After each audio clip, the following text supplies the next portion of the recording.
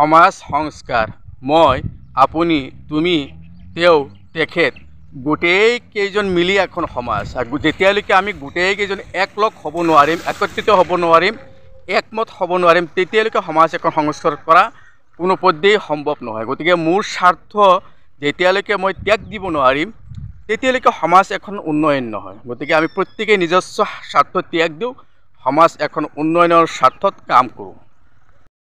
এক সময় দেখা যায় সমাজত কিছুমান ব্যাধিয়ে বিৰাজ কৰে, যিবিলাক ব্যাধিয়ে যদিও বা মোৰ ব্যক্তিগত স্বাৰ্থ ইয়াত লুকাই আছে, বহুতো লোকচানৰ কাৰণ আছে। গতিকে এই বহুতো লোকচানৰ কাৰণ আৰু মোৰ স্বাৰ্থ এইবিলাকত যেতিয়া আমাৰ নজৰ পৰিব, মোৰ স্বাৰ্থটো ত্যাগ দি সমাজৰ উন্নয়নৰ স্বাৰ্থত আমি কাম কৰিব লাগিব, আমি মাত মাতিব লাগিব, আমি আমাৰ নিজস্ব ব্যক্তিগত ব্যাধিখিনি ত্যাগ কৰিব লাগিব, তেতিয়াহ'লে সমাজখন উন্নতি হ'ব।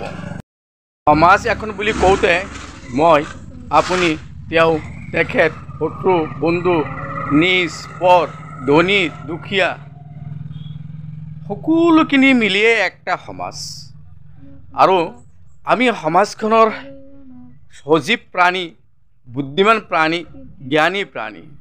আৰু আমি জ্ঞানী প্ৰাণীখিনিয়ে যেতিয়ালৈকে আমাৰ সমাজখন পৰিষ্কাৰ কৰি ৰাখিব নোৱাৰিম, শুদ্ধ অৱস্থাত ৰাখিব নোৱাৰিম, তেতিয়ালৈকে এটা সময় এনেকুৱা আহিবও পাৰে যে সমাজৰ ব্যাধিখিনিয়ে মোৰ গাতো আহিব, মোকো প্ৰভাৱান্বিত কৰিব। যদি বা মোক প্ৰভাৱান্বিত নকৰে, অনাগত দিনত মোৰ আত্মীয়ক, মোৰ পৰিয়ালক, মোৰ নিজৰ মানুহক প্ৰভাৱিত কৰিব।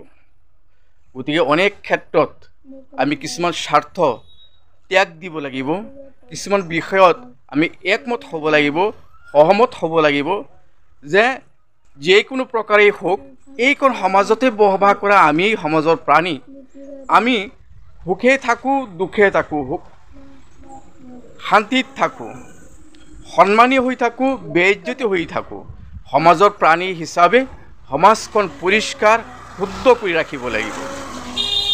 যেতিয়ালৈকে আমি এই চিন্তাত নাহিম তেতিয়ালৈকে আমি আমাৰ নিজৰ সমাজখনৰ প্ৰতি আমাৰ দ্বাৰা অন্যায় অত্যাচাৰ ব্যভিচাৰ কৰা হ'ব। গতিকে আমি যদি আমাৰ সমাজৰ প্ৰতি অন্যায় অত্যাচাৰ ব্যভিচাৰ কৰোঁ, ইয়া হ'ব চূড়ান্ত এক গাফিলতি, চূড়ান্ত অপৰাধ, চূড়ান্ত জুলুম, চূড়ান্ত অত্যাচাৰ। গতিকে সদৌতিলৈ অনুৰোধ জনাম যে সমাজ সংস্কাৰৰ উদ্দেশ্যে যদি কোনোবা আৱাজ উঠায়, কোনে কৈছে সেইটো নহয়, উদ্দেশ্য কি সেইটো চিন্তা কৰিব, সকলোৱে সহযোগ কৰিব। আজি মোৰ আহ্বানত আপোনালোকে সহযোগ কৰিছে, অহাকালি আপোনালোকৰ আহ্বানত মই সহযোগ কৰিম, আৰু এইদৰে সমাজ এখন নিশ্চিতভাৱে সংস্কাৰ হ'ব।